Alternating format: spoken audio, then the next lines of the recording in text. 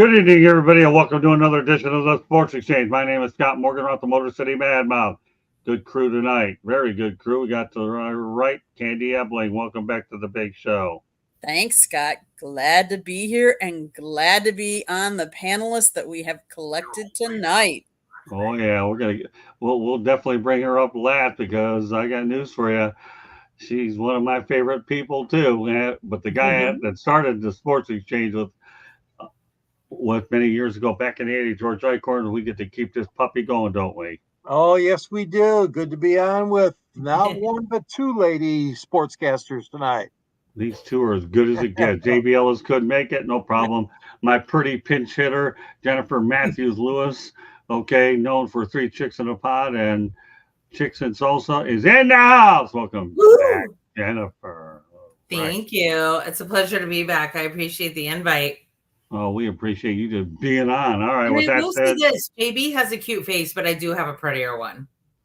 do you think I'm going to argue? If you think I'm going to argue about that, then politics are honest. So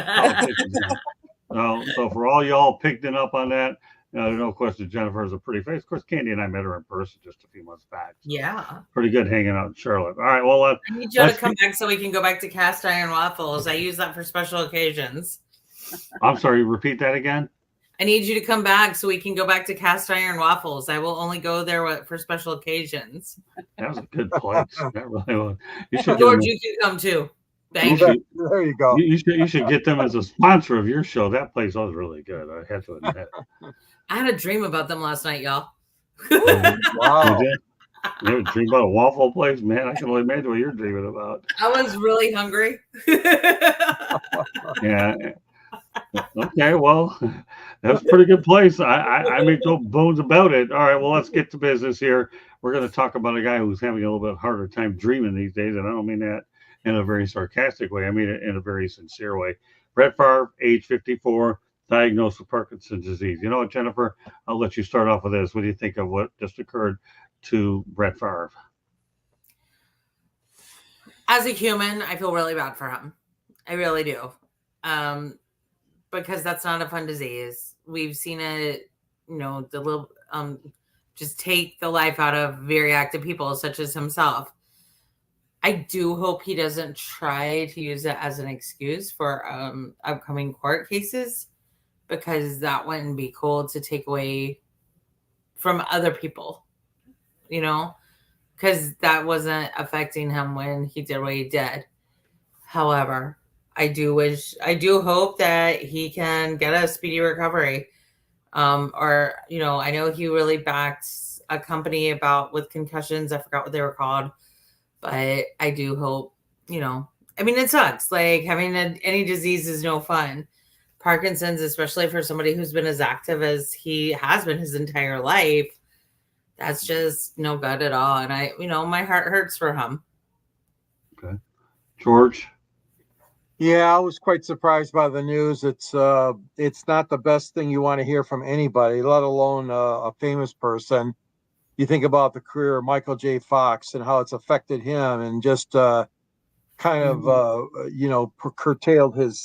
his acting career.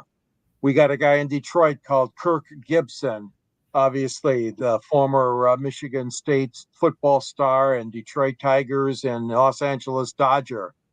And Gibby's got it as well, and he has been doing a pretty good job still in the broadcast booth. He's not on every day, nor can he do it every day, no. So they're very selective with Bally Sports doing the Tiger games. I wish Brett and his family and his friends the best. It is a debilitating illness. And obviously more and more people, unfortunately, seem to be getting it in America and worldwide. But that being said, it is very unfortunate. And obviously he has a lot of other things going on in his life, as Jennifer alluded to. So I hope he doesn't try to use that too in a negative sense that way either. But I do wish him well. I will continue to think and pray and give him thoughts and hope that somehow he can come through and beat this. Okay, Candy, obviously playing Green Bay. a quarterback you're all too familiar with. Of course, in Detroit, we are too. We're on the wrong end of his losses, but I'll get comment. So, what are your thoughts about Brett coming down with this disease? We've always nicknamed him the gunslinger, and at this point, he's not going to be slinging any guns. Let's face it. What causes Parkinson's disease is unknown, and it's unclear if his disease is connected to his football career of head injuries.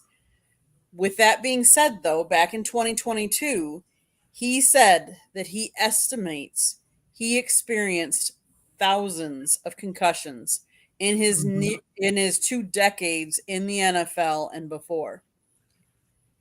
Obviously, we all know one of the most famous people with Parkinson's was Muhammad Ali. Right. And look what happened to him. Now, you think of his career, he was hit in the head. I mean, an abundance of times. So we know it has to do with head injuries and stuff like that. What also scares me now is we've all seen how many times Tua has gone down. And he hasn't even been hit real hard this last time, but yet he's suffering all these concussions. I don't understand why more of the guys don't wear the Guardian more protective helmet on their helmets to protect themselves, because we all know that they hit hard with force on an NFL. I mean, if you're tackling a guy, you're coming at him with whatever you've got to tackle him to stop him. And the collisions can be magnitude. I mean, real hard. And I'm scared for what the future holds. I also love the sport. So whatever we can do to protect those that are playing that sport, we need to try and do. Because let's face it, more and more parents aren't letting their kids play tackle football. You're seeing, you're not necessarily seeing an increase or a lot of young kids playing the sport because of these collisions. I feel bad for Brett. I feel bad for him, but I really feel bad for his family, because it's the family that has to support him, that will have to do things for him. And to see a family member go through that and go through those changes, your heart just aches for them. And I don't care. I understand he has legal issues. There are a lot of people that are not happy with things he did. But as a human being, that's a terrible disease. Just a terrible disease. Okay, well, first of all, Candy, you mentioned Muhammad Ali. I had the good fortune of spending about a week with him back in the 80s, okay, early in my journalism career. Unbelievable person. I actually have a photo in my book of Muhammad Ali, okay, and I have a picture all over the place of Muhammad Ali. And if a picture's worth 1,000 words, mark my word, folks, okay, the one I have with Muhammad Ali is epic. When you spend, there you go, Jennifer. Thank you very much. Appreciate it. You're welcome. Got it up there. When you spend a week with him, then you understand the magnitude of his head injury. So, as for Brett Favre, I'll admit he's my all-time favorite quarterback. Anybody that can play that many games in a row, like 260 some games in a row, playing consecutive in that sport, football, really? I mean, that's unbelievable. That's an unheard of record. You talk about records that'll never be broken, that won't. So, I'm not going to talk about his legal issues. That's something he'll work out on his own. I'm concerned about Brett, the man. And I have to say, I've even experienced a few concussions in my day as well, especially more recently. It's not fun, because you know what? I'm starting to deal with some memory loss of my own, and it's a lot more than I let on to people. And Candy has to deal with it on a daily basis, that I am dealing with memory loss. I had a situation last week up in Tampa where I actually left my clipboard at a friend's table doing a show. We'll probably get it back, but it's just some of the things where you're wired up high, you forget things, and losing your memory is not fun. I'm currently under the care of a top neurologist in South Florida, and I just had 2 MRIs recently. It isn't fun. So, Brett, all I can honestly tell you, pal, I hope you get better, and I'm glad that George mentioned Kirk Gibson and Michael J. Fox as well. It's hard to deal with. Mm-hmm. Now, since we have a woman based in Charlotte, North Carolina, right? Charlotte, North Carolina, we have a quarterback situation going on there between Andy Dalton versus Bryce Young, 2024. Let me go over some numbers, as we call it, the tail of the tape. Andy Dalton, 70.3% completion percentage, 319 yards, 3 touchdowns, 123.6 passer rating.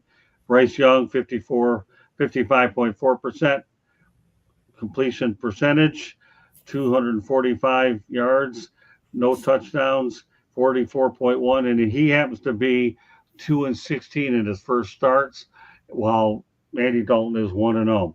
All I'm going to say about this whole thing, and then I'm turning it over to everybody else, is Bryce Young should not have been starting in the first place. In my opinion, when you have a team that bad, you go with a veteran, let the kid hold a clipboard, period. Back when George and I were much younger, that's all quarterbacks did. If they were young, you let them sit with a clipboard 1, 2, 3 years. You talk about Brett Favre. How long did Rodgers have to sit? 2 or 3 years. So the beat goes on and on. The better quarterbacks sit. And Bryce Young was rushed in too quickly. And I think Dave Canales made a wise and bold move to put Andy Dalton in. Not only does it give him the best chance to win, but it gives this kid a chance to just sit back, put your foot on the brakes, learn, and sponge. All right, Jen, take it away. And it also gives Dave Canales the respect of the locker room, because I have nothing to back up this next statement. It is my belief, based on people I've spoken to, there were 2 people within Carolina Panthers organization that wanted to drop Bryce Young. And it had nothing to do with his size. But Carolina Panthers football is not built around Bryce Young type of quarterback, right? We are more of a Cam Newton, a Lamar Jackson, Anthony Richardson, even Big Ben style quarterback.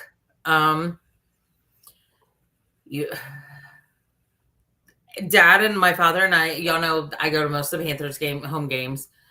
Dad and I said all season last year that Andy needed to be starting, Bryce needed to be watching. Because Alabama is great. Saban was great at an offensive line and the offense, right? Like, no better college coach genius than Nick Saban. He was not a quarterback coach. Look at Tua.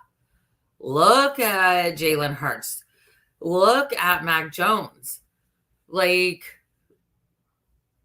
it took Jalen Hurts, 6-7 years away from Alabama to get into the playoffs and into the Super Bowls. And there's no shame in that. It doesn't happen overnight, obviously, but he still can't close 4 full quarters. Honestly, the Eagles on Sunday, thank you for beating the Saints, but they can't. I'm just not a Nick Saban quarterback girl. Okay. Andy Dalton and Bryce Young. Andy Dalton said this so well and very succinctly. I've been on both sides of this position before. He said, I know how Bryce feels right now. It is my job to coach him up and to help him be the caliber quarterback he's supposed to be. Right. Because, Bryce Young has it.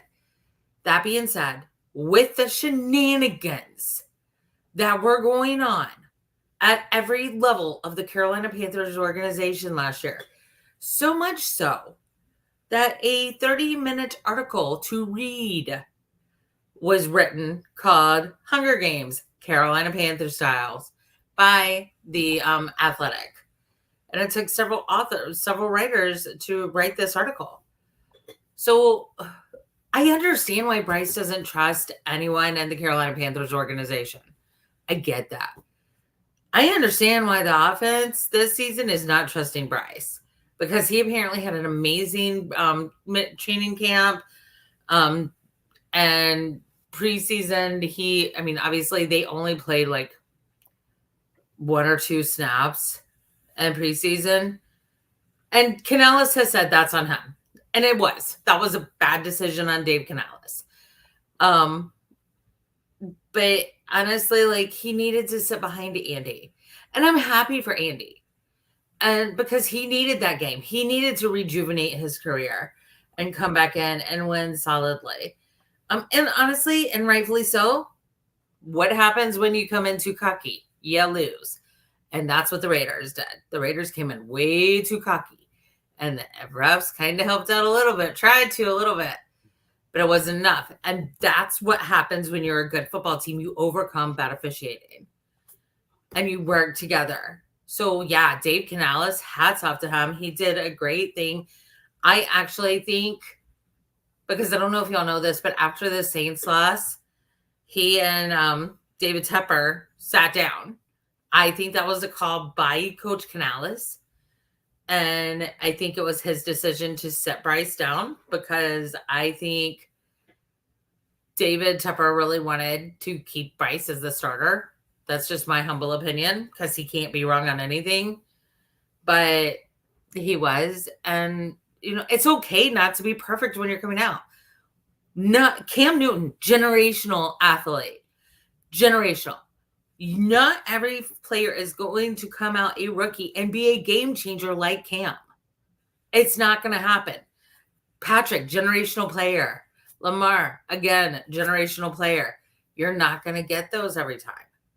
So, yeah, like it was a great call. I'm happy with it. I think Bryce will be happy with it at the end of the day. I just want Bryce to remember that whatever setback is actually set up for something so much better than he can imagine. Well, first of all, I'm not crazy that David Tepper let Frank Reich go in the manner that he let him go. Frank Reich was brought in there with the intent to develop him, and all he had was a cup of coffee there as a coach. So I think that was bad. You had Jim Caldwell. There was an offensive mind. They had some good offensive mind, but we'll leave that for another day. I know you have so much time tonight, so it's okay. You can talk more about that too if you want. That's okay. Just want to make sure I'm very considerate of what your time frame is. That's all. Frank Reich, I personally think, again, nothing to back it up. We all wanted Steve Wilkes to be our head coach. Panthers, players, everybody was making a full court press against David Tepper. In David Tepper's defense, right after he fired Matt Toole, he said, I want an offensive-minded coach. Head coach. I think he picked Reich because Reich was our first starting quarterback back in 1995. Right. And he started for 2 games. And I think he thought that would bring the same sentimental value that Coach Wilkes does. Right. But he doesn't. When Frank Reich was starting for us, Steve Wilkes was outside the stadium selling hot dogs saying, I'm going to be the head coach of the Carolina Panthers one day. Oh. Go figure. And that was a mistake by not retaining him, but we'll get into that another day. Yeah. I've always believed in that. Why didn't you keep Wilkes? He had the program on the right track. But David Tepper is his team. He'll do whatever he wants. And when you lose a lot, well, then I think that falls on the onus of the owner. Frank Reich, don't worry. Even though he had an abrupt departure, he's getting paid pretty good money to just sit back and relax anyway. So, all right, George Eichhorn. Well, I agree with much of what Jennifer said. And I also saw Kurt Warner talk about this too, and he said that the kid needs to learn and grow. I have a lot of admiration. As you know, Scott, I covered Kurt Warner's Super Bowl down in Atlanta, and that remarkable game was and a very Hall of Fame career. I respect Kurt Warner. And I like those 2 words, learn and grow. So what happens exactly is what you don't want to see. And by that, I mean, you throw the guy in before he's ready. Like you said, Scott, we saw many a quarterback with that clipboard and learning under somebody in front of them. Aaron Rodgers, good example. Guys under Matthew Stafford here in Detroit and, the Blau and those guys, some of them were just journeyman kind of backup quarterbacks. But the situation that you had here, you had a veteran and you have a veteran, not had, but have, and Andy Dalton.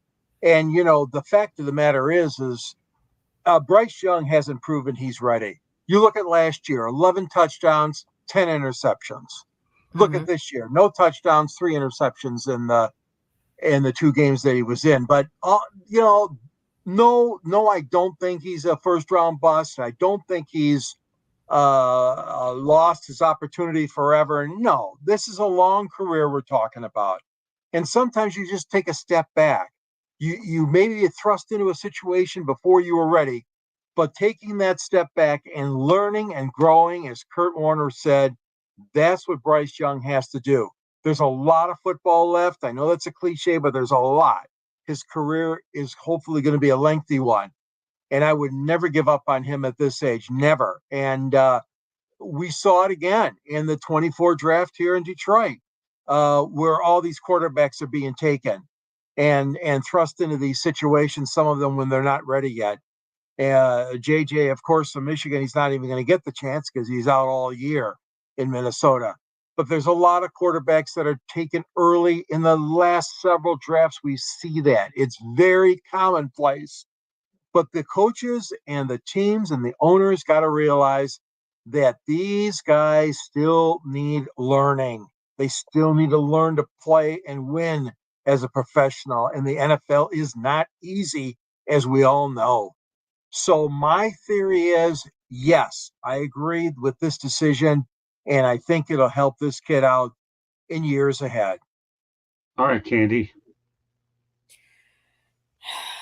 So we talk about Bryce being from Alabama, and we talk about, is Nick Saban a really good developer of quarterbacks? Honestly, I would say most, and not all, but most head coaches for college are not the developers of the team. It's their quarterbacks coach. It's the offensive coordinators. Those are the ones that really work head to head with those individuals to develop them. Now, was he there for very long? He was behind Mac Jones for a while, and then he got into playing. But we all have to understand that there is a very big difference between college football and the NFL. The guys are bigger, the guys are faster, they're stronger, they're normally more developed. It's a different game in the NFL. And we've all said that consistency in coaching makes a difference. And here you go from Alabama to the Carolina Panthers, and you're switching coaching. You're trying to get into the NFL. As a rookie, it is hard to figure out what the difference is, the speed of the game, the different sets, the different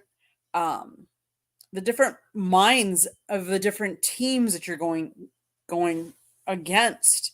You're going up against tough defenses, whereas maybe it's not as it's maybe not as a defensive game in college as it is more as strategy defense in the NFL.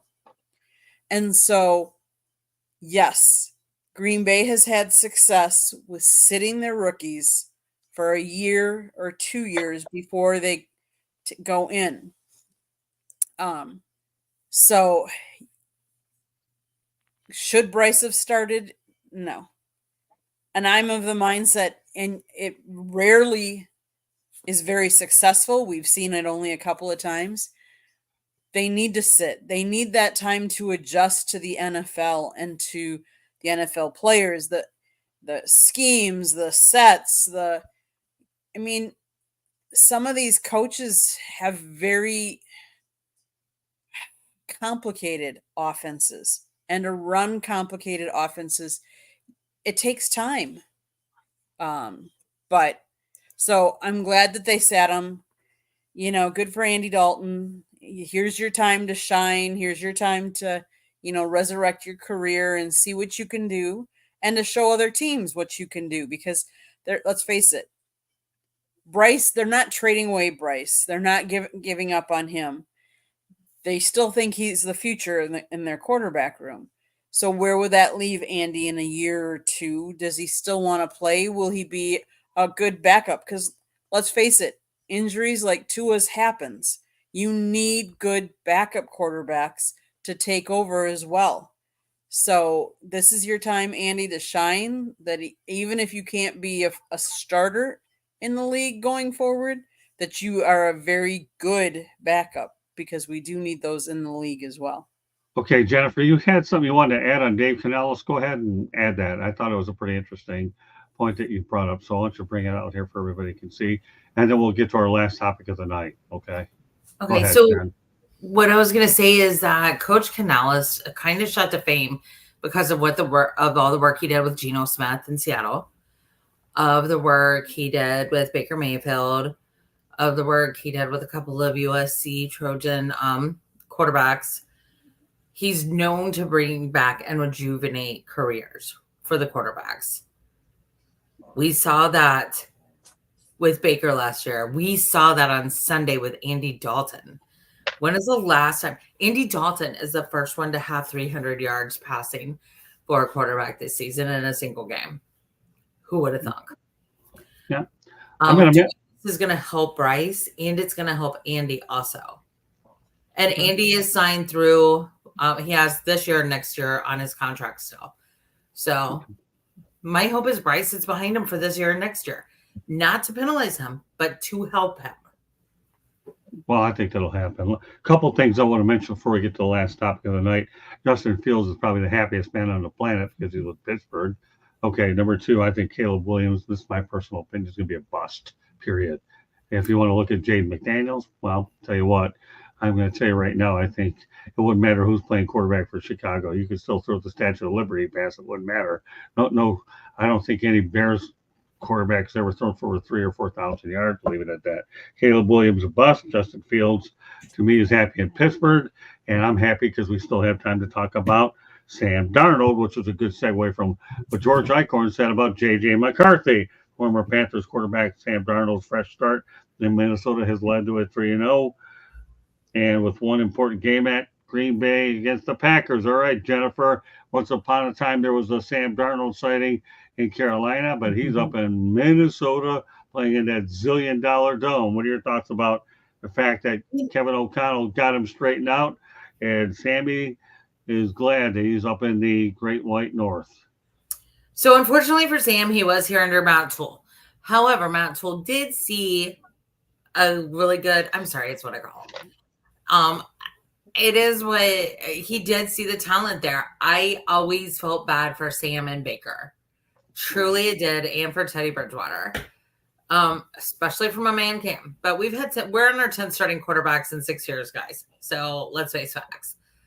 It ain't always a quarterback. That being said, Sam had a great year with the 49ers last year too, because remember he took over for Brock for about at least 4 games last year, 4 or 5 games, and he helped get them, into the playoffs solidly.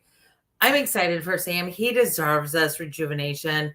I think it's amazing that he's doing so well with the Minnesota Vikings 3-0. What a way to really show his talents and skills, and to stop the one thing he probably hates hearing the most, but he stopped seeing ghosts. So that's a good thing. Well, he figured out how to put it behind him. The only thing I'll say about Sam Darnold is just like J.J. McCarthy. Now you can sit J.J. McCarthy for a couple of years and let Sam play for a while. So you have the same exact situation as you have with Dalton and Bryce Young. All right. So with that said, let's flip over to George Eichhorn, Candy Ebling, and I'll wrap it up. Although I do want to mention one thing before we go off air.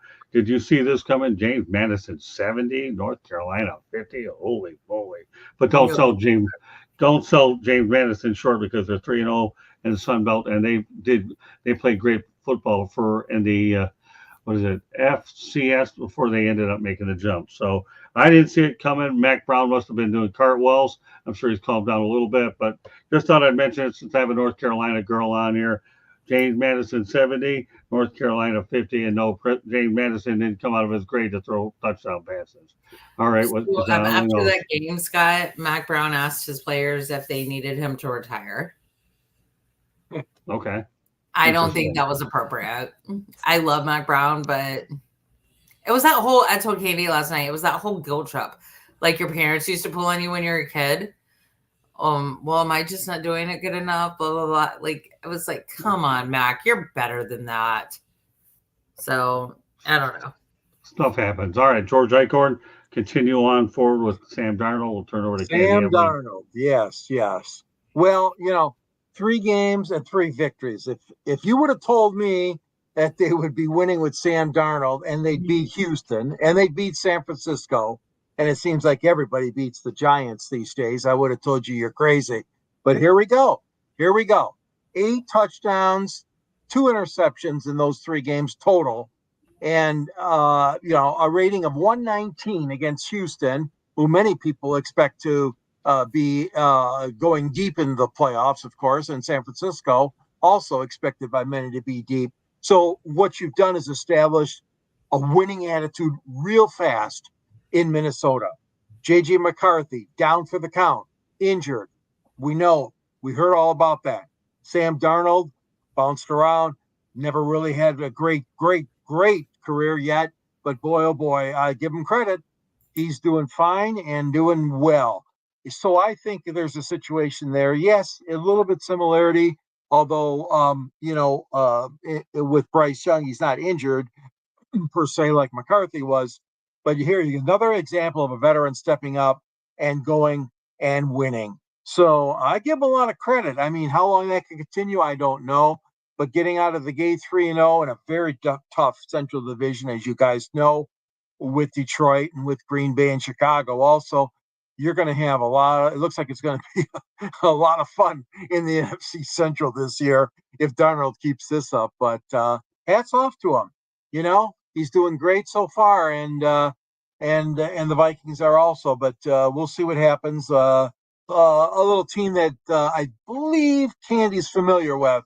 They have to play. Minnesota's got to play at Green Bay, so we'll see what happens. But yeah, he's he's turned things around in his career. That's good for him. All right. Well, you know what you've been hinting toward it, so we'll turn it over to Candy Ebling. Oh, Sam Darnold. Being paid $10 million a year for Minnesota, and yet he is 3-0. Who would have guessed? Let's face it, at the beginning of the season, I would say as many different podcasts or different people I heard when they were picking who was going to take what divisions and stuff like that, they picked Minnesota to be last in the NFC division. Them and Chicago. They said Detroit, Green Bay, Minnesota would probably be second last or last, depending on where you kind of felt with the whole Caleb Williams and stuff like that. But Minnesota's tough. Minnesota's got weapons. Minnesota has a defense. And Green Bay's not going to take them lightly. We do not know yet who is going to be in at quarterback. I'm guessing it'll be Malik Willis. Only because with the injury that Jordan Love had, I really think you need to rest it, because if you don't, you can re-aggravate it and he would be out for even longer in this. But I mean, kudos to Sam Darnold, because let's face it, he's making less than a lot of other quarterbacks in the league right now, because look at how many quarterbacks were dealt huge contracts over this offseason. I mean, look at like Tua, and he's out now injured, and look at what he's getting. Kudos to him. Am I happy to see the Minnesota Vikings doing as well? Of course not, because they're in the same division as the team. I'm just being honest, but kudos to him. He's doing well, and he's resurrecting his career. So, well, the only thing I'll say about Sam Darnold, Kevin O'Connell is a great offensive mind. Brian Flores is an outstanding defensive coordinator. So you can stop the other team and you have a coach that believes in you. That's a recipe for success. Shame on the Carolina Panthers for giving up on him premature. I'm glad he had a chance to go to San Francisco, but Minnesota may have found themselves a guy that can certainly help the development of J.J. McCarthy. I know we're running out of time here, so with that said, Jennifer Matthews Lewis, why don't you let everybody know how they can get a hold of you? Y'all can check us out, especially me and Candy, on Tuesday nights. Usually Carrie and Megan are with us too, at 7:30 p.m. and East Coast, and on Facebook or YouTube, and on Reddit. You can catch me at Jenna Trail as well as on Twitter. I will tear a Pooh Bear into a stain on the floor. Yep. So we appreciate you pinch hitting for JB Ellis, Jen. All right, George Icorn, let everybody know how they can go ahead and get a hold of you. In fact, I'd love to have Jen on at least once a month if we could do it, but maybe we will with Inside the Picks and give her a segment. She's so knowledgeable and adorable. We got to bring her on, and I'm all about talent and good talent. Okay, George Icorn, let everybody know they get hold of you. Yeah, you can follow me under the Motor City Tribune, which is part of the family of the South Florida Tribune. And I write for the Detroit Monitor locally. I also join Scott on 2 shows, usually on Monday and 2 on Wednesday. Look forward to these great shows on the network. You can reach me at Twitter. Follow me on X at SandGSports99. Also, contact me on Yahoo at gicorn@yahoo.com, on LinkedIn, and you can get a hold of me too on Instagram. I have an account there as well. And looking forward to my book is kind of resurging now after many years, thanks to Scott and Candy and these great shows. And Detroit Sports Broadcasters on the Air is the name of the book. And there's a link in my column right at the end. And Candy put a picture of the cover, which features Bud Lynch and Bob Reynolds, 2 sportscasters in the book. So, yeah, it's available as well. And I enjoy that book as much as I enjoy Scott's book, too. I was able to write the foreword for him. So great to be on with you. Thanks, Jennifer, for being on with us. All right, Candy, take us home. So, Jen, I think you meant to mention this, and I don't know that I heard it, so I'm going to reiterate. Tuesday night, 7:30. It's Chicks and Salsa. Once in a while, we do 3 chicks in a pod. It just depends on how many of us. Basically, what happened is Jen, Megan, and Carrie had 3 chicks in a podcast, and then they decided to invite me, and I made a 4th. And we were like, are we 3 chicks in a pod and a chick, or what should we do? So we made it to be Chicks and Salsa. And so we have a lot of fun. We love talking sports, girls talking sports, girls talking girl sports, guys sports, all of it. We love it. But yes, 7:30 Tuesday nights, you can find us chicks. And it's almost always Jen and I, at least. And then Carrie and Megan, whenever they can, join us. As far as the show you're listening to right now, The Sports Exchange, always Wednesday nights at 9 o'clock. If you like to listen to podcasts, you can find us wherever you get your podcasts. But all of our shows are on our YouTube channel. There's a link. If you see that red subscribe button by George, you got to click it and like us. I don't know why you haven't done it so far. You're missing out. You need to do it right now. Monday nights on Fire Up Florida, we talk hockey. Then we talk baseball. Tuesday nights, we talk football. Wednesday nights is Sports Exchange. And Thursday nights is Fire Up. You got to come see what we're talking about tomorrow night. You never know what it's going to be. The South Florida Tribune published a book, and it was written by none other than Scott, the Motor City Madmouth Morgan Roth. And it's called Lessons from the Microphone, Tuning into the Enduring Wisdom of Visionary Leaders. The foreword was written by none other than George Icorn. It's available on Amazon, Barnes & Noble, Kindle, Google, and Apple Books.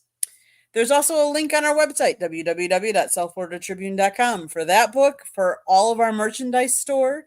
And Scott writes, George writes, I take pictures. Go check out the website.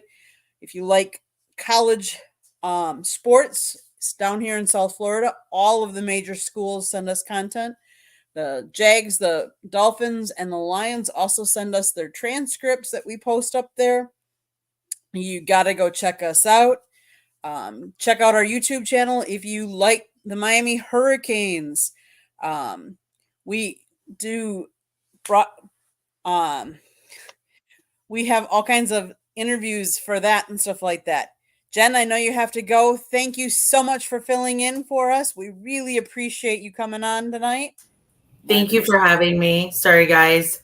Oh, that's okay. You're Glad good. to have you, Jen. We'll definitely be in touch. Thank you very much. All right, talk to you. Bye. Bye-bye. So if you listen to podcasts, go find us, iHeartRadio, Google, Apple, Spotify. You got it. Go there and find us. We also ask, if you want to advertise on one of our shows or sponsor a show, call Scott 954-304-4941. If you enjoy our shows, share it with everybody. And of course, the different contributors we have on all of the different shows, go and look at check out their channels. Some of them have their own shows and their channels, and they're giving us their time. So please, reciprocate. But more importantly, we just ask that you enjoy our shows. And if you have any topic ideas or any ideas, or maybe you want to be a guest on the show, if you do, you should be commenting in our chat room. But you can also email us at southfloridatribune@gmail.com. All of this has been scrolling on the bottom, so you can either read it, watch it, rewind us, listen again, watch it again, and you can get any of that information if you missed it the first time. Scott, I think I covered, Twitter, X, @Tribune South. Now I think I got it all. Now you've covered it. So this concludes this edition of the Sports Exchange. On behalf of Jennifer Matthews, Lewis, Candy Emily, and George Eichhorn, my name is Scott Morganroth. Thank you for joining us tonight, and we will see you next Wednesday night. Have a great week, everybody. Thanks, everyone. Bye.